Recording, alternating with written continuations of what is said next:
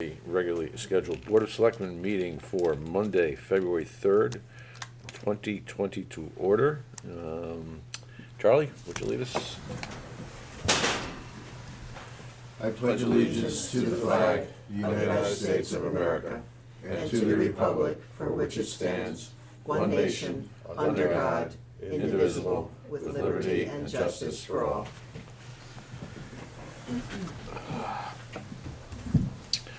Item 2, public forum. Anyone wishing to address the board in public forum? Hearing none.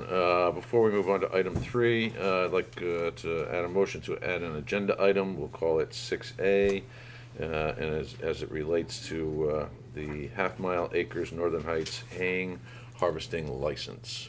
Is there a second? A second. Call the question. All in favor? Aye. Good. Okay. Thank you for that. Item 3, approved minutes. 3.1 would be the regular meeting minutes of January 21, 2020. Is there a motion? Yeah, Go ahead. And a I'll make the second. motion, I'll yeah. second. And a second. Comments, questions, changes, etc.? I had none. Good. You're good? Everyone's good? All right. 3.2, the January 22nd, 2020 budget workshop. Anyone have anything on those? I'll move to accept it. And a second? Second. Call the question, all in favor? Aye. Opposed, abstaining, recusals, hearing none, motion carries. 3.3, January 23rd, 2020 budget workshop. Is there a motion? Make a motion. Second. Second, any comments, questions, et cetera? Let me just say, it's very convenient to have these laid out, Tracy, the way you laid out the exact items and the changes per department. So, good for us and probably good for anybody who's checking in, so thanks. Good. Anything further? Call the question, all in favor? Aye. Opposed, abstained, recusals, hearing none, motion carries. Item 4, Police Chief Jeff Hutchinson, 4.1, consider and take possible action to waive the bidding and purchase a new patrol vehicle and upfit to replace vehicle damaged in an accident. Chief? Yes, good morning. I was here a few weeks ago looking for 2 new cars that were budgeted. I'm sure you recall that. The day after that, an insurance company totaled a car that was one of our patrol cars that was hit by an alleged drunk driver. So we need to replace it now because we can't be without that. That's our supervisor's car. Thankfully, nobody was hurt in that. So this involves, as explained in the last meeting, the purchase of a car. The prices are the same as before. So the purchase of the car through Jangers Ford at $33,715, and so we can do that one first if you want, because there's a second Second one, right. second one for Solis Garage for the upfit for the equipment and the labor there. So on the first one, I'm looking for the waiver of a bid process to purchase a vehicle from Jangers Ford for $33,715. And that, it says Police Interceptor Utility, so that's a Explorer. Correct. It's the Same way Same that everybody Same. else is driving in your Correct. department, Correct. for the most part. Yes. Good. So moved. Is there a second? Second. I'm assuming that there will be insurance involved. Oh, yeah, we heard last week, we're getting about 16,000 and change for the car, so, from the total on the car. Was that the only car involved in that? There was the car that struck it, and we had 2 cruisers lined up helping a disabled car. The one it struck hit the one in the cruiser in front of it, which only suffered minor damage, so. Okay, so that second cruiser It's okay. is not going to be totaled? Correct. And the But the total, but the repairs on the second cruiser is also going to be, Working through Kerma on that. This is a separate settlement, okay, so, it's minor. It was just fender damage. okay. I was just wondering if the total cruiser was up for replacement, where it was in the cycle. It was close. It was close? Yeah, Great, it was okay, close. well. So it had probably 90,000 miles on it. Some good news. But at the same time, we It's weren't still- planning on doing it this week. Right, So- right. Are we at the point yet with the new cruisers where the equipment is transferable? Yeah. We were, until the 2020 model came out. So Yeah. so for the last several years, we've been moving cages over and consoles, things like that. And But is the it 2020 model is now completely reworked. And so unfortunately, that's what necessitates the next Oh, request. item, yeah. Portion of the switchover includes new equipment. The car's wider, so the light bars don't fit, the gauges don't fit. Can someone use it? Do you try? Yeah, to we find certainly someone? take the equipment and use it if we can. Or But the give- problem give it to is, somebody else. yeah, everybody's Yeah. switching over to the 2020, so Yeah. anybody with an older car, we can Yeah. remarket, but we do what we can with them. So the insurance settlement of 16,000 whatever, does that take into account the almost $16,000 of equipment that was on that car? It does not. The only time it would replace the equipment is if the equipment itself was damaged. The one thing we may be able to get replaced, and we're looking at it right now, is there's a front bumper, a push bumper on the car, and when it hit the other car, it may have been bent. So we're looking at an evaluation on that. So we may be able to get the money back on that one. But unless the equipment was actually damaged, then they're not replacing it. And we will be able to save the camera and the radio that's in there, because those are pretty pricey items, so we don't have to buy new ones of those. That's good. Were you at the point where you're comfortable yet with the hybrids, or is this? So the hybrids we budgeted, you're Yeah. gonna see in your capital budget for the 2021 budget. Budget, right. Yeah, so we're looking at switching over to the hybrids for that. Good. The hybrids are about 3,300 more, Okay. but we're hoping it's greener and more efficient. We don't have the numbers back on it yet, because it's pretty It's new. new, yeah, Yeah. understood. Do we have any optimism that the changes that have been made in the newer Explorer will improve their longevity compared to the Crown Vics? The ones that we're driving now, when we switched over from the Crown Vics, the huge improvement was mileage. The Crown Vics were a big V8 car, and we went from an average of about 9.1 miles per gallon up to about, the cars range anywhere from 13 to 16 miles per gallon. It's a huge savings on gas over the last few years. But as far as longevity, we've always switched them out right around the 110,000 mile mark, pretty close to that, whether it was a Crown Vic or Okay, I was under the impression that we weren't getting the mileage out of the Explorers. That we no. were getting out of the. No, we switch them out at the same, because generally, Okay. when the cars reach that point, your time in service, being serviced, outmatches your time in service, so. And Jeff, I'd like to be able to resell those, the used vehicles. Yeah, this one you're not gonna resell, Right, this that one the one I know, insurance but company. the Yeah, I got others, your yeah. memo the other day, so, Okay. yep. Anything further on the purchase itself? Is there a motion to purchase? I'll move it. And second? Second. Call the question, all in favor? Aye. Opposed, abstaining, recusals, hearing none, motion carries.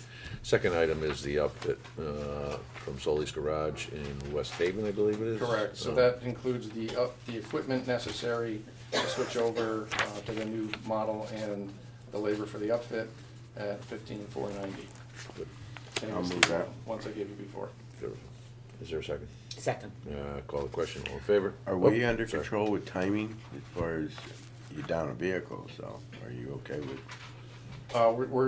We've told them we gave them a heads up, we're gonna need another car, so we need it as soon as possible.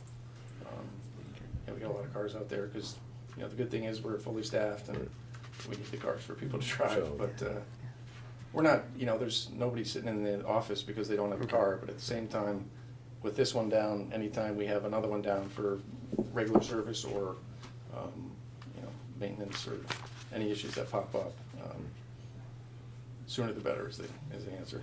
Good. All right, call the question, all in favor? Aye. Aye. Opposed, abstaining, recusals, hearing none, motion carries. Thank you very much, Chief. Thank you. Have a good day. Item 5, in-house counsel purchasing, Ben Millman, 5.1.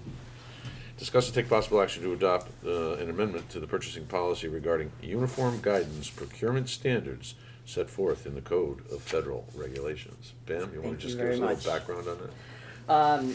Yes, there were these uniform guidance procurement standards that were recently passed on the federal level. They apply to the towns if we have a procurement with federal funds. Just really, our audit preferred that we actually incorporate them into our existing purchasing policy, even though it really applies to us anyway. We didn't necessarily have to do that, but the auditors preferred to do that, so that's what we're doing, basically taking those guidelines and incorporating them into our policy. What's the substance of Yeah, it? any substantive Yeah. change for us? No, honestly, when I went through it, we're pretty strict, I mean, and a lot of times more stringent than some of the thresholds on the federal level, so felt pretty good about that, so. So I was gonna say, so our policy incorporates the federal rules, and that therefore applies to everything that we would do. And in addition to that, we have some of our own rules and policies that we decided were a good idea and good policy locally. Generally correct. These guidelines only apply if there's federal funds. So if there's not federal funds that we're taking, then our policy controls. Okay. So there's two separate policies in town. In a The way. The federal policy. Right, Guidelines. yeah, Okay. right. And if ours are more stringent, when there's federal funding, Yeah. ours apply. But, It's just making sure we cover whatever their concerns were. I just love the federal perspective. The level of micro purchases under this is $10,000. Yeah, right? and we're at 75. Anything further, any other questions? Just one. The details. Yeah, just one comment, you know, it's not, there isn't an awful lot of direct federal funding that we get. But there are some pass-through federal funds that we get, in particular the CDBG money, that, the housing department money that flows through the state of Connecticut, so I'm assuming that their I am standards would assuming that apply, as well, right? yes. And then any, I would think so. a couple of the grants, some of the title programs that the Board of Education gets Right. for school, for some of the pass-throughs there. And the Board of Ed will, as they've been alerted, they will need to pass their own, have an amendment to their own policy, according to what auditors wanted on both sides, as they should. And this satisfied one of the two issues that the auditors had raised. Was it two issues? Four? Okay. Good, all right. Is there a motion? So moved. Second. Any further discussion? Hearing none, call the question, all in favor? Aye. Opposed, abstaining, recusals, hearing none, motion carries. Item 6, consider and take possible action on a proclamation celebrating the 100th anniversary of the League of Women Voters of the United States. This morning, we're joined by Elise Lowe of the Shoreline League of Women Voters. I think everyone is familiar with Elise. She has moderated at least one debate that we've all sat in at some point in our career. Oh, I yes. think you put some zeros next to that. Actually, I don't moderate in the town where I vote, That's true. but I do organize. Organize, that's Organize, right, that's that's it. For those in the viewing audience, I'm sure most people are aware, 2020 marks the 100th anniversary of the suffragettes' successful movement to secure voting rights for women in this country. Obviously, it was a monumental event, one that this country has benefited from greatly. So I had reached out to Elise to say, what's going on in 100th anniversary? And so we've had a meeting, and the league is going to start to develop some celebratory occasions or events. I've indicated that the town would be more than willing, would be enthusiastically supportive of some of those. I've since come to learn that there are several programs that are going to take place at the library over the course of the year. And Elise, I believe you mentioned that the February 14th is a big day? The 14th actually is called the Founders' Day for the National League of Women Voters. In 1920, it was formulated with the mission to educate women to become familiar with the issues and candidates for election so that they could indeed vote individually and independently of the menfolk in their lives. For once, they were finally considered part of the We the People mission of the Constitution. And so it was incumbent upon the League to help them become informed. And so that was how it started. After a 72-year battle to reach that point. Right. It started in 1848 with a convention in Seneca Falls, New York. Great. Does anybody have any questions or additional comments? No, great stuff. Thanks for all the work. Look forward to it. Yeah, we look forward to participating in some of the events coming up, but we wanted this proclamation in advance of Women's Voting Rights Day on the 14th, so if you would indulge me, I'll read this for those in the viewing audience, as well as for our own edification. This is a proclamation celebrating the 100th anniversary of the League of Women Voters of the United States. Whereas the League of Women Voters was founded in 1920 as a mighty political experiment by the four mothers of the suffragist movement at the National American Women's Suffragist Association, and whereas their goal was to help 20 million women who were granted the right to vote by the 19th Amendment understand and carry out their new responsibilities as voters, and whereas with the success of this effort and the tireless efforts over the last 100 years to strengthen and uphold its mission to empower voters and defend democracy, the League has become a trusted, nonpartisan grassroots organization. And whereas the League has sponsored legislation and fought in the courts to protect and strengthen voting rights and access, and for free and fair elections, civil rights, children, community health, and education, and whereas the League has consistently been noted for its nonpartisan election information, including sponsorship of candidate forums and information on state and local ballot issues, as well as its commitment to register, educate, and mobilize voters. And whereas the League champions government systems that are open, transparent, inclusive, and equitable, and whereas the League believes that active and engaged citizens, irrespective of gender, ethnicity, or political affiliation, are the hallmark of democracy. Now, therefore, be it proclaimed February 14th, 2020 as Women's Voting Rights Day, and we honor and congratulate the League of Women Voters on its 100th anniversary and commend the League for its significant contributions to empowering voters and making democracy work. Is there a motion for that proclamation? Make the motion. And a second. Call the question. All in favor? Aye. Opposed, abstaining, recusals, hearing none, motion carries. Elise, any final words or parting Well, on behalf comments? of the League of Women Voters of the East Shore, I certainly appreciate this movement, and we'll present it to our league at our legislative breakfast next Saturday, Right. February 8th. February 8th, wonderful. Thank you. Thank you so much. Thank you, Elise.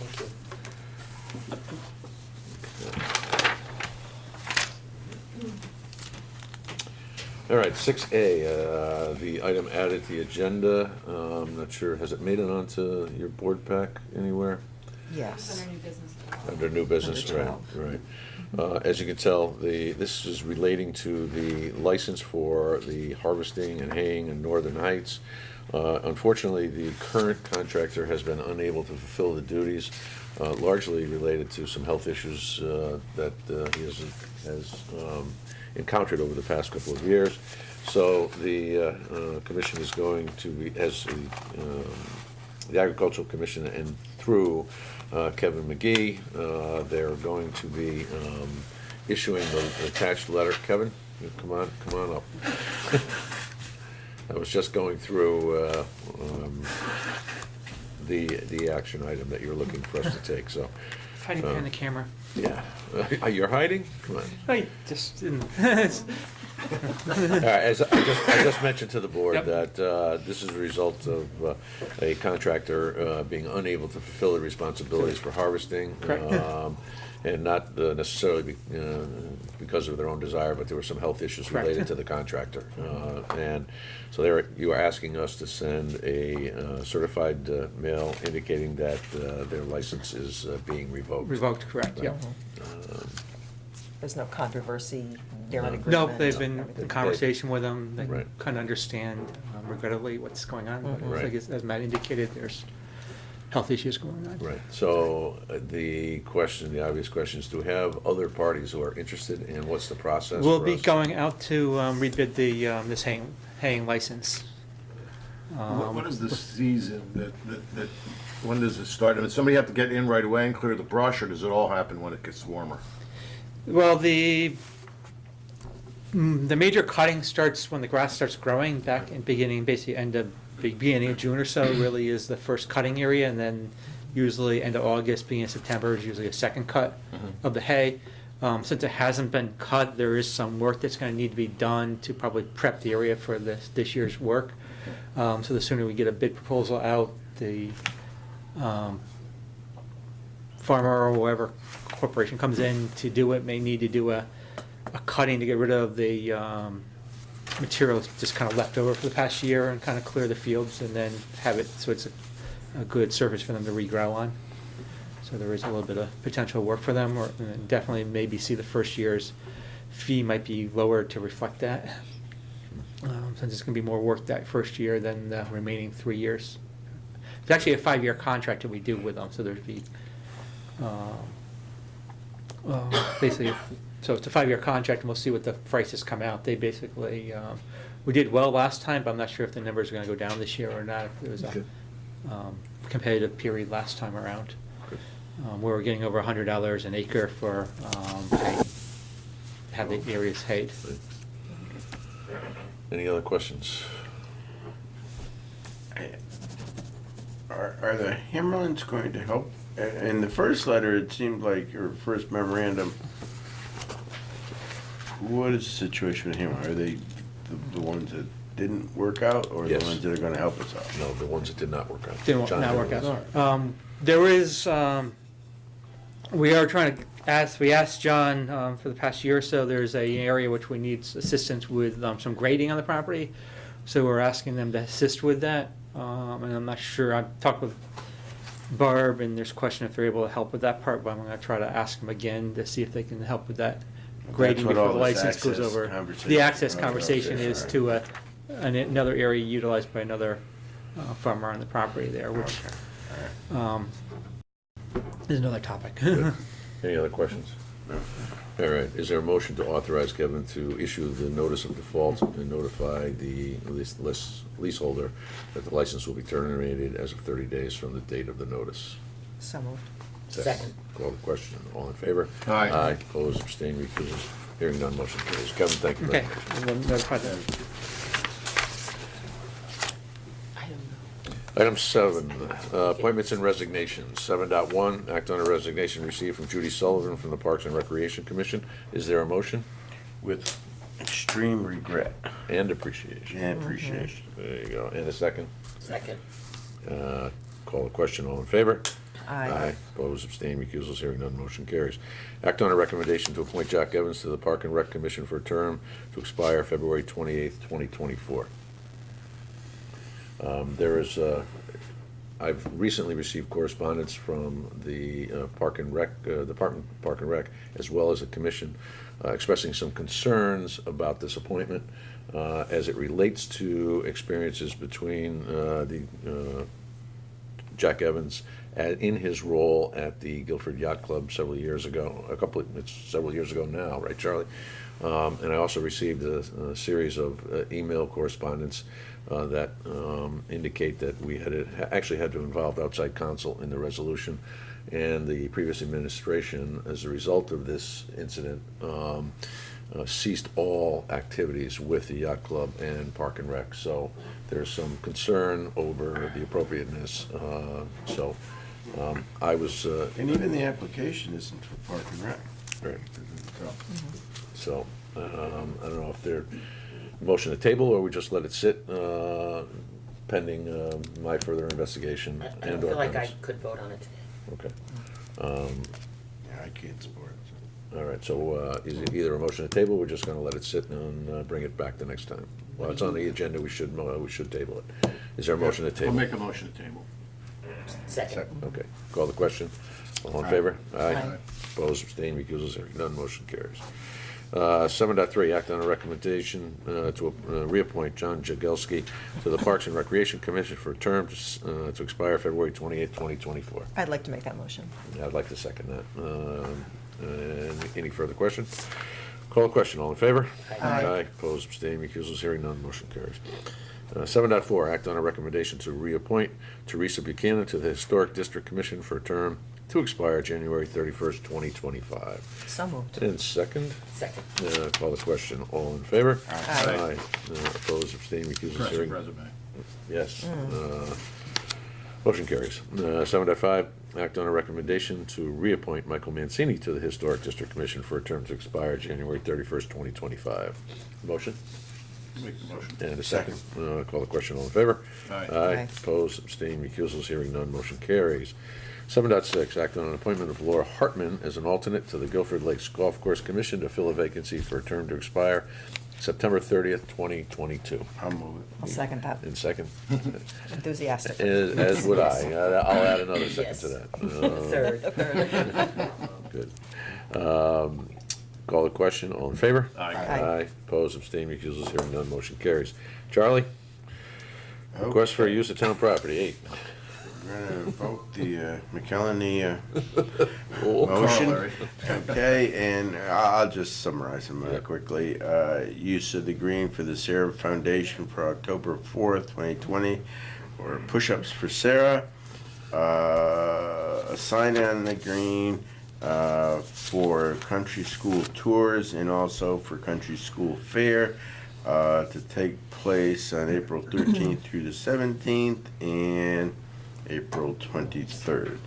The next one is Guilford Soccer Club, a sign on the green for their spring soccer registration on February 28th through the 13th. And also Guilford High School Theater Arts, a sign on the green from March 19th to the 28th. I so move. Second? Second. Any comments, questions? Call the question, all in favor? I do have a question about Sure. the one application, which is for the use of the green as opposed to the sign. There are no provisions in place for security, sanitary facilities, and traffic control has not been addressed yet. I don't know about, much about This- this event. I think this is the push-up event. Right. Would we want them to, does that all make sense? The question I is, think does, before the actual event, those things have to be checked off. I mean, it's in October. Then why do we have it on the form if it's not necessary at the time that we approve it? I mean, well, in some instances, you don't need lavatories. Agreed. Agreed, Right, so, right. and some of Right. them, depending on the number of folks that they anticipate, Mhm. may or may not need the security requirements, but we can certainly follow up with them, indicating that this is being approved, contingent on them. Okay, good. At least responding. Verifying, Responding. yeah, verifying Right. the necessity and all that. Yeah. Yeah, good call. Okay. Yeah. Okay, motion, it's Okay. been motion in the second, call the question, all in favor? with that Aye. condition? Aye. With all that. With that condition. Motion carries. Thank you, Charlie. Item 9, committee reports. Yeah, no, Okay, I was gonna report on where we are with the fire marshal, these, which is in process. The fire marshal is working with the building department to sort of, figure out a process by which their reviews. Their reviews and their workflow and their billing can be done in an efficient manner, so it's in process. good. I guess I would just like to take this opportunity to remind the public that tomorrow night, Tuesday, February 4th at 7:30 at the community center, there is a public hearing on the anticipated going forward with the contract of land transfer for the affordable housing project, the Woodruff property. This is an opportunity for the public again to hear details about the project and ask questions if they have any. Following that, the following Tuesday, February 11th at 7:30 at the community center, there will be a town meeting on this and vote on this project, public vote. Public vote, good. Thanks, Ed. Anything else? No. Okay, correspondence, anybody have any correspondence to share? I think we do, right. Old business, new business? Tell you what, why don't we switch public forum and discuss and take possible action on the budget in case anyone wants to comment after we're done with that. So is there a motion to reverse that order? So moved. In a second. Call the question, all in favor? Aye. Aye. Opposed, abstained, recusals, hearing none, motion carries. Mary Jane, for those in the viewing audience, over the last week, as you heard earlier, we had a couple of budget workshops, the minutes of which we just approved. Okay. And I want to congratulate this board on the collegial nature of the workshop meetings and the way we tackled this. As folks in the audience probably don't know, this is had appeared to be a very difficult budget year coming in, with significant cuts coming from the state of Connecticut, nearly $1 million in terms of our ECS grant. Additionally, we had a long-anticipated increase in debt service related to the construction of the new high school, the last year of which we were expected to see increases to that. And that was another $1 million. We also had, our budget had come in substantially higher than $1 million on the operating side with the operating and capital.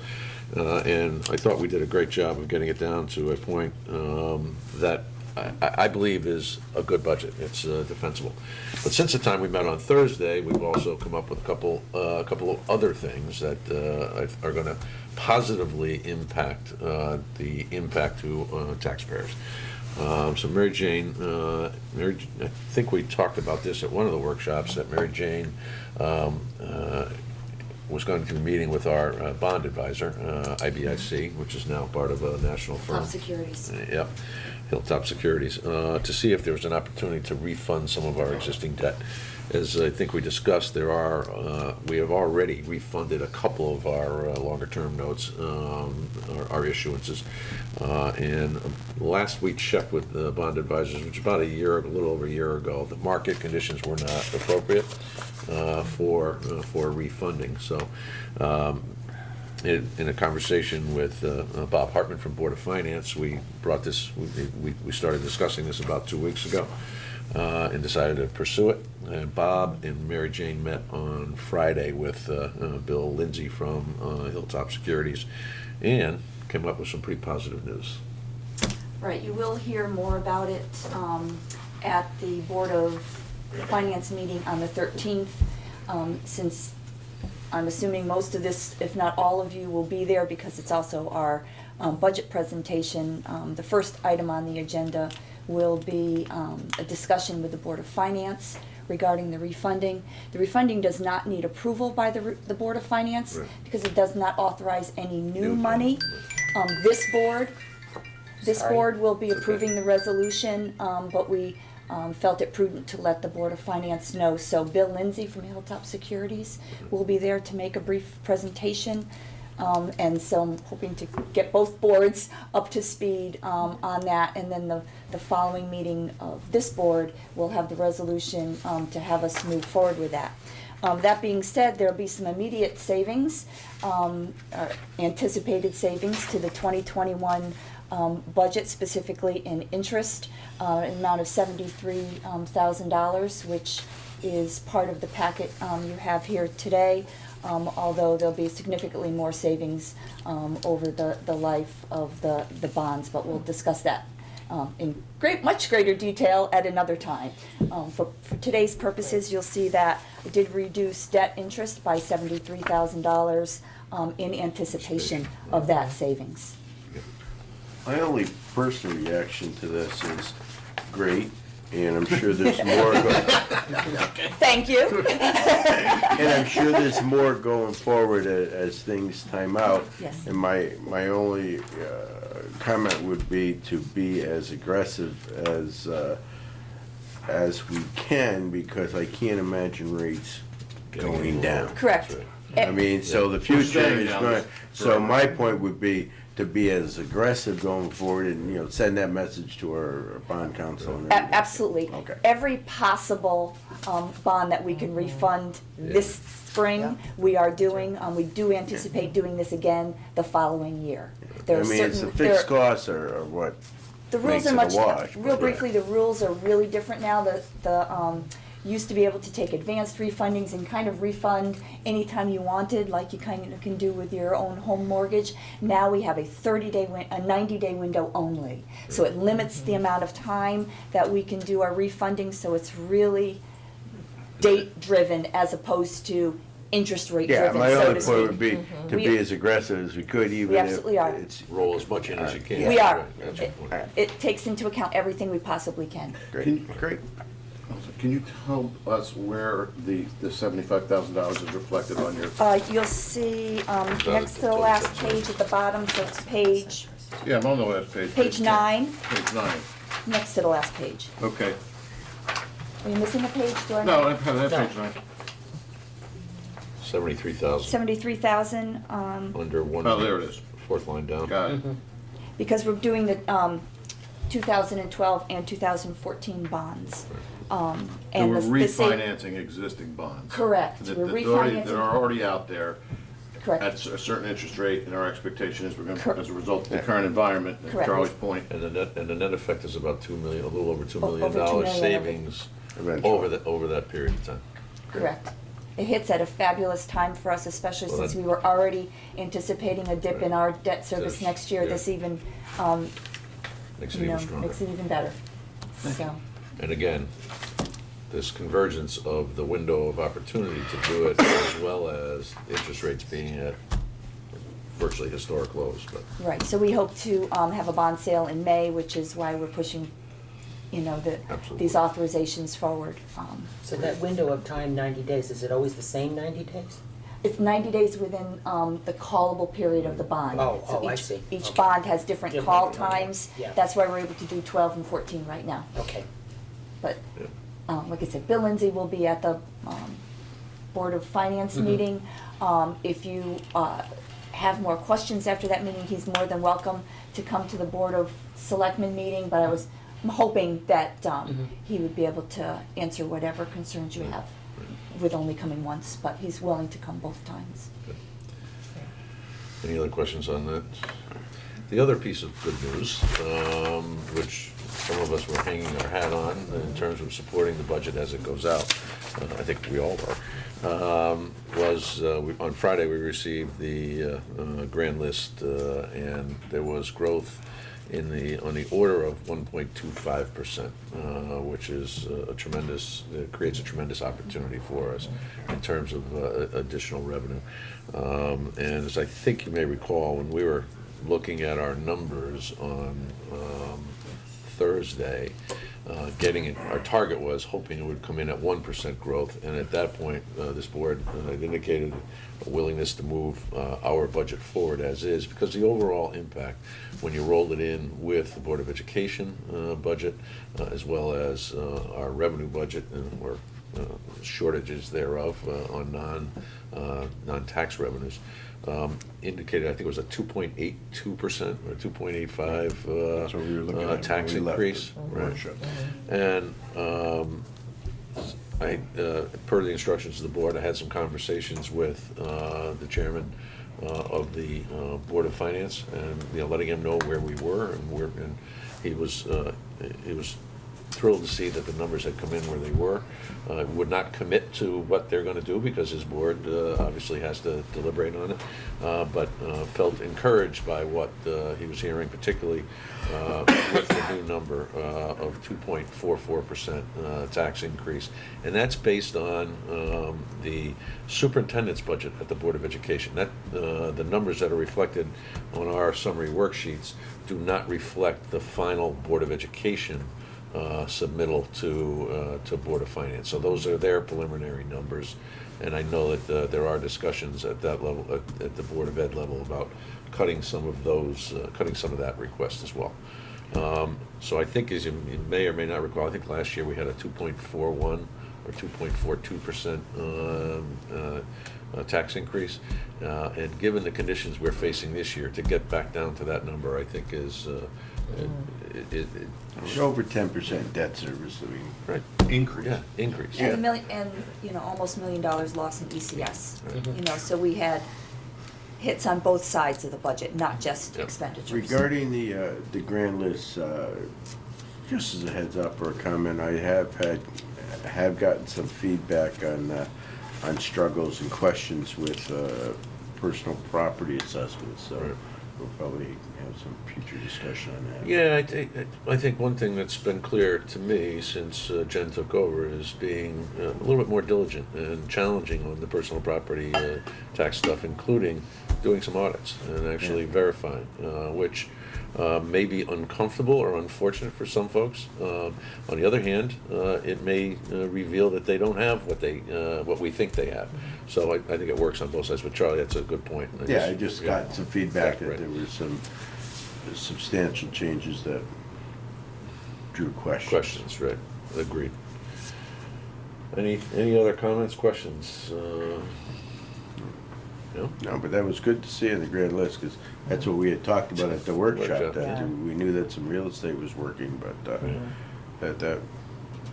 that's beyond our optimism. I mean, Absolutely. we thought we were pushing it at one. Lucky, we were lucky. We were calculating 1/4% and 1/2% Yeah. increases, When was so. the last time we saw that kind of? I don't increase? think we've seen Can't remember it. anything over 1% in at least, it may be going back to the 2008, 2009 It's gotta timeframe. be, yeah. So, good news for all. Well, we needed it, Yep. too. Yeah. I mean, All right, And well, really to further that point, to tie it all together, I mean, it's the kind of discussion that takes place more frequently in campaign moments, right? Everybody's like, one of the ways out of these budget jams is to increase, the tax base, and that's one of the things that's happening there. I mean, that's collectively, that's the good hard work of the folks in town, Right. our, developers and frankly, folks well, taking care of their properties. streamlining our work that we're doing, streamlining Town Hall South So, is Sure, all part of it. Making life easier for folks. More Okay. accurate.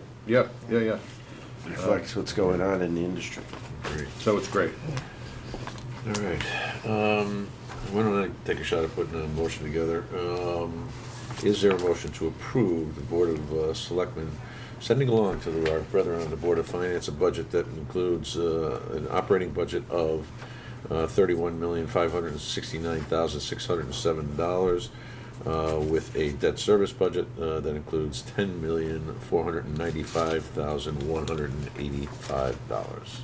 And based on the spreadsheets and the line item detail that has been provided to us by Mary Jane.